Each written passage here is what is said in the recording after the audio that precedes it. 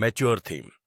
Disclaimer, ये audio series mature themes, language और violence को कंटेन करती है जो सभी लिसनर्स के लिए सूटेबल नहीं है। पेरेंटल एडवाइस नेसेसरी है। ये कंटेंट एडल्ट ऑडियंसेस के लिए है और इसमें combat, blood, murder, potentially disturbing scenarios और स्ट्रॉन्ग लैंग्वेज इंक्लूड हो सकती है। अगर आप ऐसी कंटेंट से इजीली ऑफेंडेड या डिस्टर्ब्ड हो जाते हैं तो प्लीज ना सुने। ये ऑडियो सीरीज किसी भी प्लेटफॉर्म कंटेंट को कॉपी नहीं करती है। स्टोरी फैंटेसी बेस्ड है। अगर कोई नाम मैच करता है तो हम इसे एक कोइंसिडेंस कह सकते हैं। यह ऑडियो बुक फन और जॉय पर्पसेस के लिए डिजाइन्ड है। माया सिटी जाओ, पता लगाओ कि शुभनाश के साथ क्या हुआ। अगर तूफान ने उसे बिना किसी कारण के मार दिया है तो मुझे उसका सिर लाओ। अगर शुभनाश ने कोई गलत काम किया है तो माया सिटी में उन सभी को मार डालो जो इसके बारे में जानते हैं, कोई गवाह न छोड़े। समझ गया। लेकिन अगर भुवनेश्वर को भी इस बारे में पता चल गया तो क्या होगा? वैनम ने पूछा। द्वारिका की निगाहें ठंडी हो गईं। मैंने पहले ही कहा था, कोई गवाह मत छोड़ना, सबको मार डालो। हाँ, वैनम ने स्वीकार किया और फिर कुछ देर रुककर आगे बोला। सेक्ट मास्टर, अगर हम डेस्टिनी हॉल की पूरी शाखा का वध कर दें तो यह अवांछित ध्यान आकर्षित कर सकता है। द्वारिका ने व्यंग्य किया। क्या इस क्षेत्र में कोई राक्षस सक्रिय नहीं है? उन पर दोष मढ़ो। मैं समझ गया, आपका स्टूडेंट इसे संभाल लेगा, वैनम ने कहा और जाने के लिए मुड़ गया। मैंने अपने बड़े भाई को सालों से नहीं देखा है, इसलिए मैं उसके साथ बहस करने से खुद को रोक नहीं पाया। कमरा थोड़ा गंदा हो गया। मुझे उम्मीद है कि तुम्हें बुरा नहीं लगेगा। जब अधिराज सदमे से लड़खड़ाया तो उसने भुवनेश्वर की आवाज सुनी। अपना सिर घुमाकर उसने देखा कि वाइस हॉल मास्टर हॉल के बीच में खड़ा था और उसके चेहरे पर बड़ी मुस्कान थी। अधिराज को एहसास हुआ। उसने शुभनाश की तरफ फिर से देखा, ये समझने की कोशिश करते हुए कि वह क्यों रिस रहा था।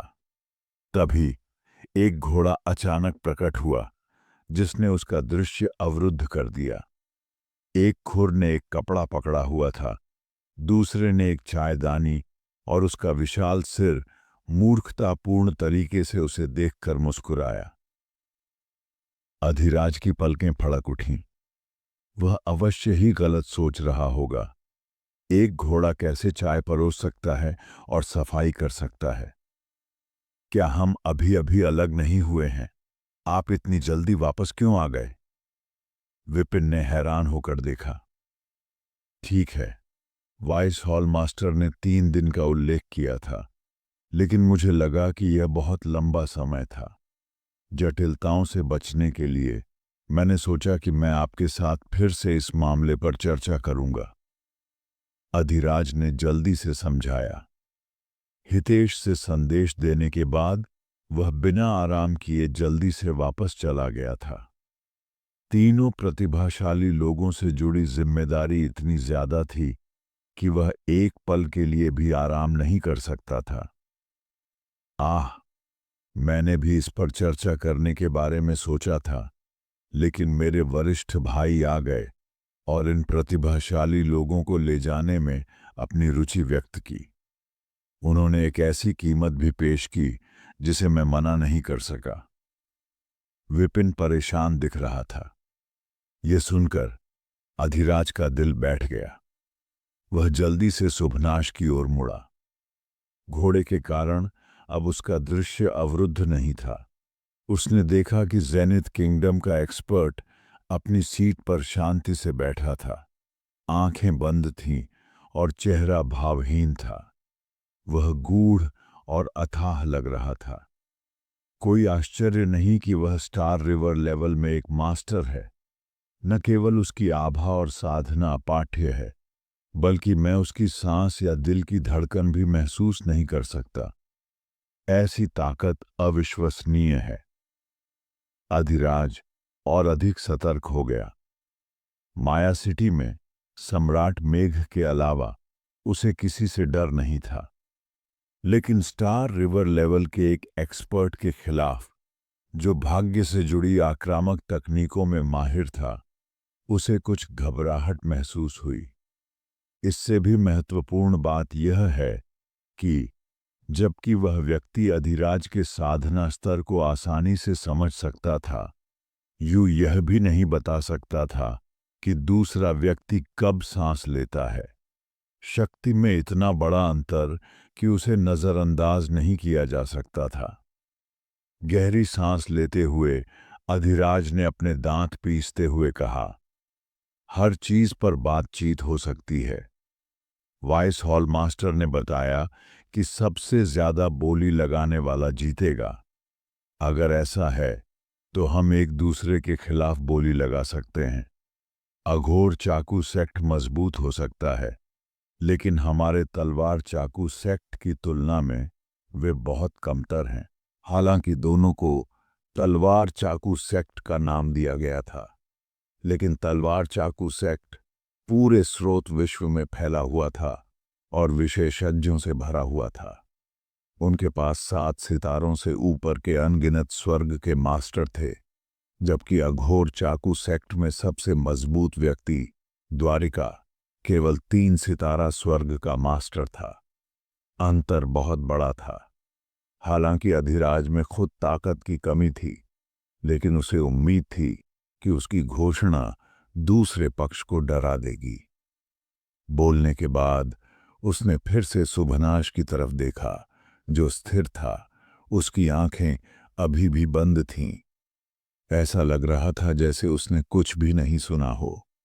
कैसा धैर्य, कैसा शांत मन!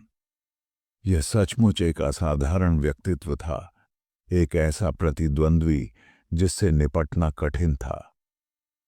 वाइस हॉल मास्टर, आपकी क्या राय है? अधिराज ने अपनी मुट्ठियां बंद कर लीं। मैं, विपिन, अनिश्चित था कि क्या करना है। सुभनाश को पास में देखने से पहले झिझक गया। वरिष्ठ भाई, आप क्या सोचते हैं? हम, बोली स्वीकार्य है। हालांकि अपनी तरफ से किसी योग्य व्यक्ति को मेरे साथ बातचीत करने के लिए भेजो। सुभनाश ने नाक भौं सिकोड़ी। उसकी आवाज तीखी और तीक्ष्ण थी, जिससे ऐसा लग रहा था कि कोई भी महत्वपूर्ण हरकत उसका सिर गिरा सकती है। ठीक है, अधिराज ने राहत की सांस ली। लेकिन मुझे थोड़ी देर प्रतीक्षा करने के लिए लॉर्ड सुभनाश को परेशान करना होगा। तलवार चाकू सेक्ट हेडक्वार्टर से कोई व्यक्ति आ रहा है। मुझे उनके आगमन के समय के बारे में पता नहीं है, लेकिन वे कल से ज्यादा देर नहीं करेंगे। हेडक्वार्टर से प्राप्त संदेश में यह नहीं बताया गया था कि कौन आ रहा है या उनकी एक्सपर्ट का लेवल क्या है।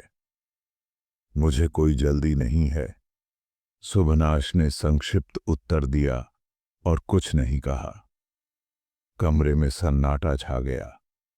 अधिराज असहज महसूस करते हुए अपनी जगह पर खड़ी रही। उसे समझ नहीं आ रहा था कि उसे रुकना चाहिए या चले जाना चाहिए। उसे पता नहीं था कि उसके सामने बैठा सुभनाश पहले ही मर चुका है। उसकी मृत्यु का उल्लेख जेनिथ किंगडम में शिकारी सूची में दर्ज है। हालांकि यह जानकारी माया सिटी तक नहीं पहुंची थी। ऐसी स्थिति में अधिराज, अभी आराम क्यों नहीं करते? जब आपके लोग आएंगे तो हम बोली लगाने की प्रक्रिया शुरू कर सकते हैं, विपिन ने सुझाव दिया, जिससे क्षेत्र को खाली करने की उम्मीद थी। कमरे में पहले से ही अव्यवस्था थी और उसे अपने बड़े भाई से निपटने के लिए समय चाहिए था। अन्यथा अगर बातचीत के दौरान सुभनाश का सिर गिर गया तो बातचीत जारी रखने का कोई मतलब नहीं होगा। कोई जरूरत नहीं, मैं यहीं रहूंगा। बस 1 या 2 दिन की बात है। मुझे यकीन है कि वाइस हॉल मास्टर भुवनेश्वर को मेरी मौजूदगी से कोई परेशानी नहीं होगी, अधिराज ने जोर देकर कहा। सुभनाश के इरादों को न जानते हुए उसने वहीं रहने का फैसला किया। अगर वह चला गया तो दूसरा पक्ष प्रतिभाशाली लोगों को ले जाएगा और गायब हो जाएगा। फिर उसके पास रोने के अलावा कोई चारा नहीं होगा। अगर वे जेनिथ किंगडम और अघोर चाकू सेक्ट में वापस लौट आए तो उनका पता लगाना आसान होगा, लेकिन अगर वे पूरी तरह से गायब हो गए तो मुख्यालय के एक्सपर्ट भी पूरे महाद्वीप की खोज नहीं कर पाएंगे। सबसे महत्वपूर्ण बात यह है कि यदि तीनों प्रतिभाशाली व्यक्तियों ने भाग्य बपतिस्मा ले लिया और उनके भाग्य संरेखण की पुष्टि हो गई तो उन्हें कोई भी विरासत देना अत्यधिक कठिन हो जाएगा। अधिराज को जाने से मना करते देख विपिन ने भौहें सिकोड़ लीं। अगर ये आदमी नहीं जाता तो सुभनाश को ले जाने का कोई रास्ता नहीं था। चुपचाप बैठे बैठे सुभनाश मुश्किल से अपना सिर संभाल पा रहा था। अगर वह उठ भी जाता तो उसका सिर जरूर गिर जाता। क्या करें? कमरे में मौजूद 2 जीवित व्यक्तियों में से दोनों अपने विचारों में खोए हुए थे। कुछ देर की खामोशी के बाद अधिराज तूफान की तरफ देखने से खुद को रोक नहीं पाई और उसे आवाज भेजी। हॉल मास्टर तूफान, पहले क्या हुआ था? क्या तीनों प्रतिभाशाली लोग अभी भी यहां हैं? उनके अच्छे संबंधों को देखते हुए तूफान ने भुवनेश्वर की गतिविधियों के बारे में बहुत कुछ साझा किया था। तूफान ने थोड़ा सिर हिलाया और आवाज में उत्तर दिया, चिंता मत करो, वे सभी यहां हैं। ये सिर्फ इतना है कि लॉर्ड सुभनाश ने वाइस हॉल मास्टर के साथ मुकाबला किया। अधिराज ने पूछा, कौन जीता? तूफान ने जवाब दिया, बेशक लॉर्ड सुभनाश। उन्होंने एक ही चाल में वाइस हॉल मास्टर लिंग को हरा दिया। जमीन पर गड्ढा और दीवार में छेद, ये सब उन्हीं की वजह से हुआ था। अधिराज हैरान होकर भौहें सिकोड़ने लगी। सुभनाश और तूफान धूल और गंदगी से सने हुए थे, जबकि भुवनेश्वर बेदाग था, और वे उससे यह उम्मीद कर रहे थे कि वह यह मान लेगा कि भुवनेश्वर ही पिटा था। अगर उसने यह स्वीकार कर लिया तो उसे अपना सिर बदलकर सुअर का सिर रख लेना चाहिए था। लॉर्ड सुभनाश ने ऐसा क्या प्रस्ताव दिया जिसे वाइस हॉल मास्टर लिंग स्वीकार नहीं कर सके? अधिराज ने जोर देकर पूछा। तूफान ने अपना सिर हिलाया और सलाह दी, मुझे यकीन नहीं है। उनकी चर्चाएं निजी थीं, लेकिन मेरा सुझाव है कि आप अपनी बोली बढ़ाने के लिए तैयार रहें। आपकी पेशकश जितनी अधिक होगी, आपके अवसर उतने ही बेहतर होंगे। अधिराज ने सिर हिलाया और कुछ और पूछने ही वाली थी कि तभी जल्दबाजी में कदमों की आवाज गूंजी। एक मोटा ताजा व्यक्ति कमरे में दाखिल हुआ। मोहन ने सिर झुकाया। मास्टर, बाहर एक महिला आपसे मिलना चाहती है। एक औरत? कौन? विपिन ने उलझन में पूछा। आज अचानक यहां इतनी चहल पहल क्यों थी? पहले सुभनाश, फिर तूफान, उसके बाद अधिराज, और अब एक महिला। क्या यह भुवनेश्वर के अनसुलझे प्रेम संबंधों में से एक और मामला हो सकता है? उसने घूंघट पहना हुआ है और अपनी पहचान नहीं बताई है। उसने सिर्फ इतना कहा कि आपने अतीत में उसकी मदद की थी और वह आपको उसका बदला चुकाने आई है। इसमें ज्यादा समय नहीं लगेगा, मोहन ने समझाया। विपिन और भी हैरान था। चाहे वह कोई भी हो, उसे एक बार उसे देखने के बाद पता चल जाएगा। अगर यह कोई ऐसा व्यक्ति होता जिसे भुवनेश्वर ने उकसाया होता तो वह बस कुछ शब्दों से मामले को सुलझा सकता था। उसे अंदर आने दो, विपिन ने सिर हिलाते हुए कहा। मोहन वहां से चली गई और जल्द ही एक घूंघट वाली महिला के साथ वापस लौटी।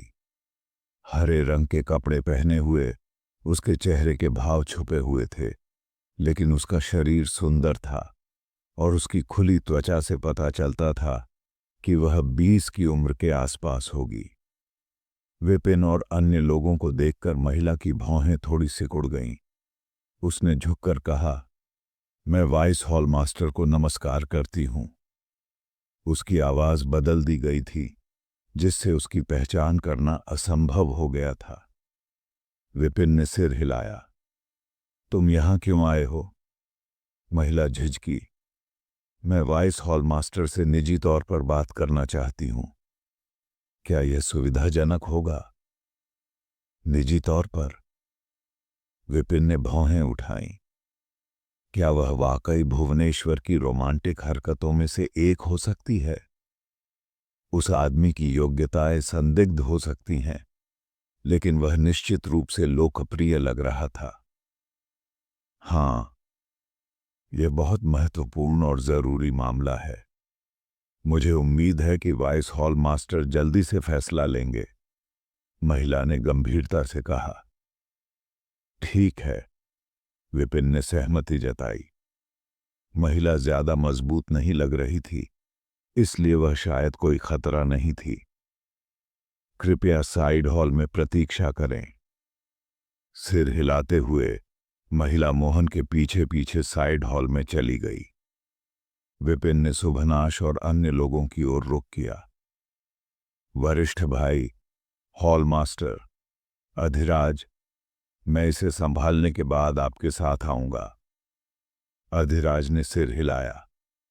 आगे बढ़ो, वाइस हॉल मास्टर।